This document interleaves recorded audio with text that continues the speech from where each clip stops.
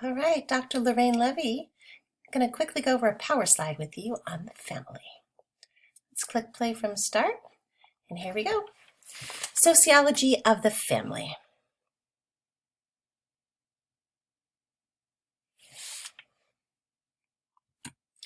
All right, genealogy. All those study kits, right? 23andMe, Ancestry.com. We Americans, we don't have much of a past, and so we have a strong interest to our genealogy. These links, connections, genetic and symbolic. But I don't think that's only with Americans. Let's define families. Okay, well, first of all, that's impossible. There's no single definition of family. You can say family is a group of people who are related, could be by blood, could be by a legal contract, like marriage certificate, or could even be something emotional. Who doesn't have an Aunt Rose? Not really a biological or legal person in your family or your life, but nonetheless, that's my Aunt Rose. Not everyone agrees with these definitions either. We talk to a biologist, they would have a different idea of what a family is, or an evolutionary psychologist. So let's just go ahead. So we've got our personal family. Let's break it down a little bit. These are people who we feel related to, whether by blood or just like my dog is part of my family. There's no blood. We're also going to be talking about blended families later in chapter 10. And when we talk about personal family, this lets us put in stepchildren, informal relationships, and so on. It's more of a feeling. Now, legal family. Individuals related by birth, marriage, or adoption. So just like I have an Aunt Rose, who's not any part of my blood family, I have an Aunt Nova, who is definitely birth, marriage, part of my legal family, and yet we're not close at all. But anyway, this is more of that legal definition. Legally, this Nova, she is my aunt. Usually we're talking here about marriage, and the reason why Nova is my aunt is because she is my father's sister. Okay, so we can also have an institution, okay, a space. So, for example, father, we have a child, we have a sister. Okay, this goes into family systems, meaning that people have a role in this arena. There's rules for interaction, right? And a dysfunctional family is where we have people not following the positions and the rules that are accepted for society. For example, a child who's taking care of a parent, right? Like a under 18-year-old child taking care of a parent because that parent has an addiction issue or something like that. Institutional areas, we can talk about the family, the state, and the market. Okay, so the family area. All right, so this is inside the personal space. We have intimacy, socialization, work. Parents are expected to provide for their children, and children expect it. Let me tell you, even my 23-year-olds ask me, hey, we're out of toilet paper. I say, hey, go to the store and buy some. And children are expected to obey. When I tell my son at 3 in the morning, get off the computer, put away the game, he doesn't always obey me anymore, but I still expect him to. Okay, so then there's state. This is where a parent may feel sparing the rod spoils the child. However, the state says violence and abuse are not okay, even in your personal family space. So there are laws and there are policies about taking care of family members. And this is also where we get marriage licenses and divorce petitions. Something that's interesting, my brother-in-law and his wife were married in another country. And now they're both citizens of America. Where do they get a divorce from? Yeah. Okay, so then we have the market. This is where we have pay, economic exchange.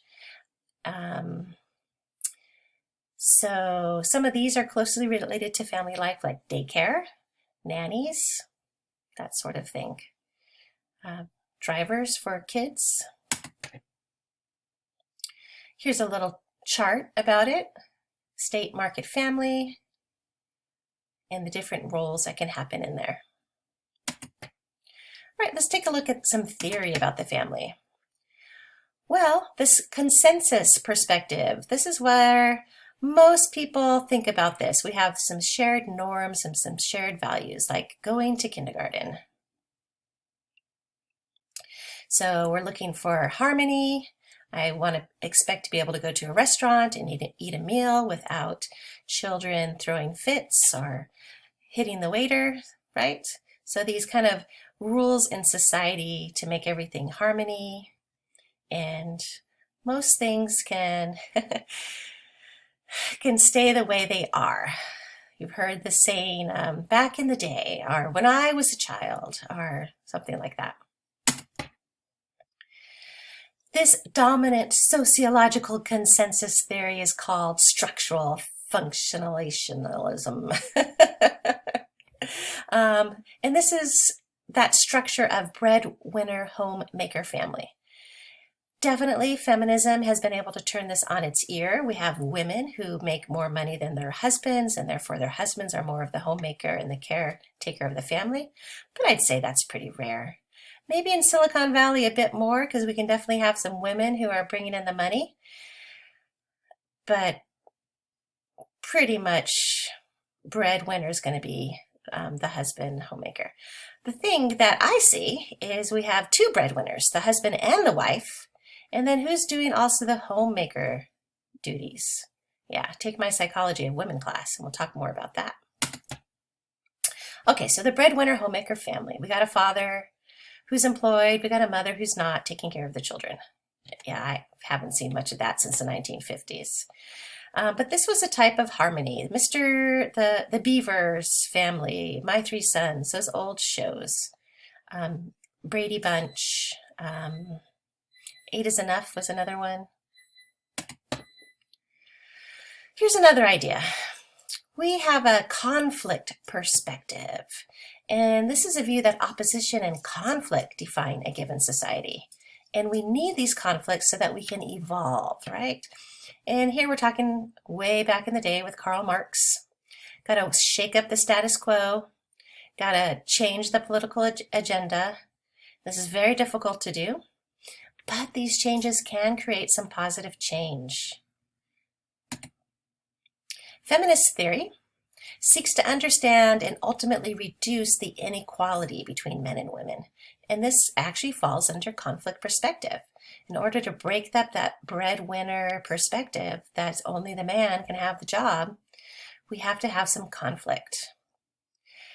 And feminism has some key ideas. One, they say gender inequality is central to family life. Family structure is socially constructed, and gender theory perspectives are not all the same. Right? Who takes out the garbage at your house? Is it the brother or the sisters? And then who mows the lawn? Who does the dishes? Male dominance.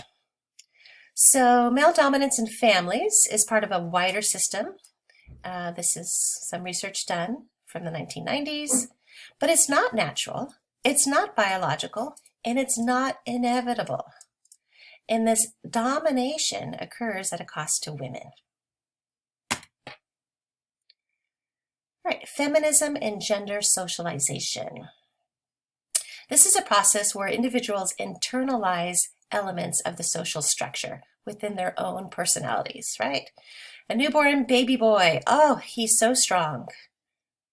How can a newborn baby boy be strong?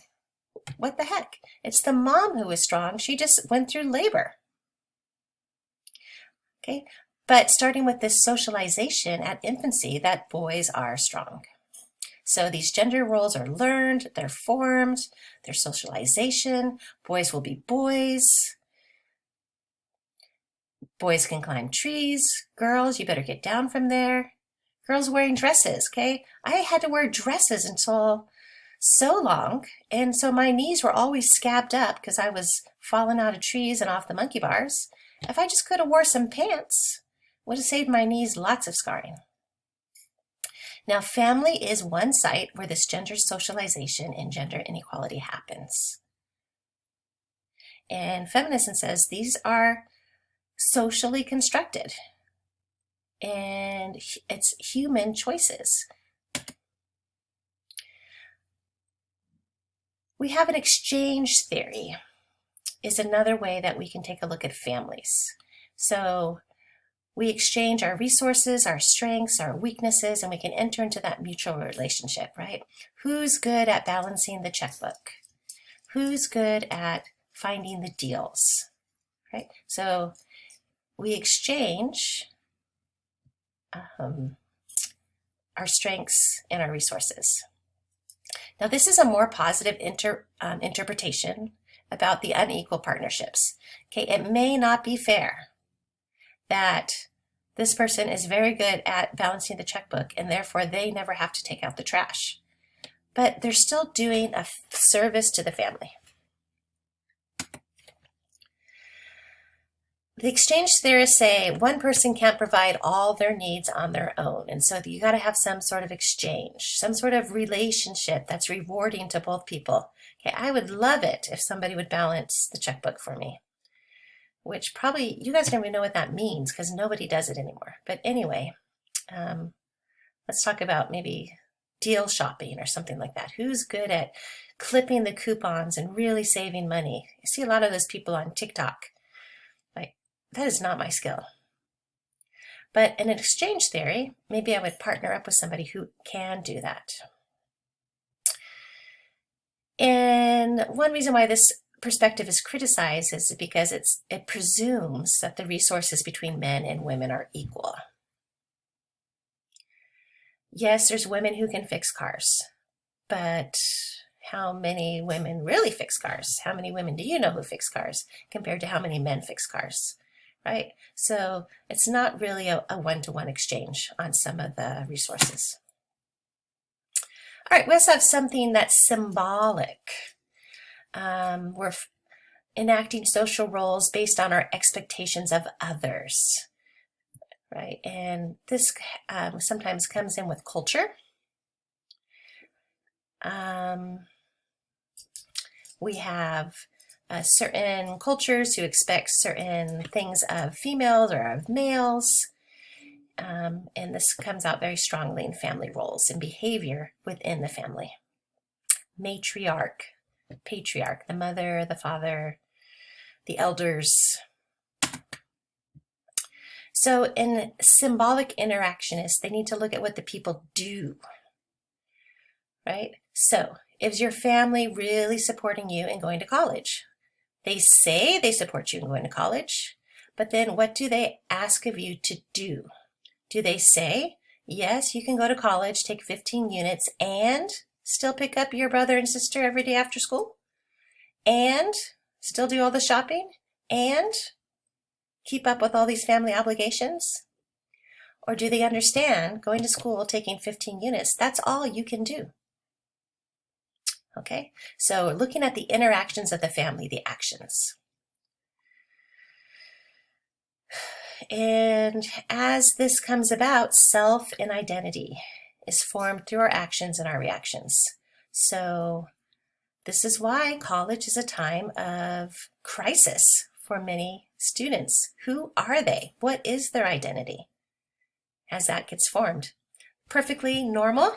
Take my developmental psychology class and you will find out. All right, the modernity theory. And modern is after the Enlightenment or the 18th century. Anyway, think about when we went from farms to factories, right? People's ideas of their roles, of the structure of the family, all those things changed. And one of the things that changed was personal rights. We can start with child labor laws. Children had to go to school. They weren't allowed to go work 12 hours in a factory when they're 6 years old. And so this was a lot of good things that happened during this time as well. First modernity and second modernity. Let's take a look at the first. First modernity lasted up until the 1960s. It was kind of like small changes, and there was some family diversity, but not much. Interracial families, pretty much illegal. Second modernity, this has been in effect since the 1970s, and more of a focus on the person as an individual, not so much as a member of a family. And if you think about the 70s, this is also when divorce became more accepted, and more people were taking the opportunity to break up the family, to end the family, to begin a new family. And so we couldn't have our identity so focused on family. It really needed to be more individual. So, but we have freedom, but this is also meanings, where do we go? How do we fit? All right, family wage. How much do we need to make in order to provide for wife and children without them having to work? Okay, so this is called a family wage. When a male gets hired, the company gets actually a person and a half. They get the worker who's there 8 hours a day, but who's doing the laundry for that worker? Who's doing the shopping for that worker? Who's cooking the food and making the lunch for that worker? Not the worker, right? The support person, the wife, the partner. When an employee is a woman who gets hired, the company only gets half an employee. They get somebody for 8 hours a day, but that's it. That's it. The rest of that woman's day is busy with everything else she has to do. All right, demographics. Let's take a look at population. And here we're looking at movements from rural to city, from city back out, go west, go east, go north, leaving after a natural disaster like a hurricane, this migration that happens, and childbirth. Very interesting to talk about childbirth here during COVID, right? We're seeing all the COVID babies now out in the strollers. Very interesting. And then we have a life course perspective. So this idea that people will progress through their lives. They will understand more of who they are, where they fit in society, where they fit in with their families.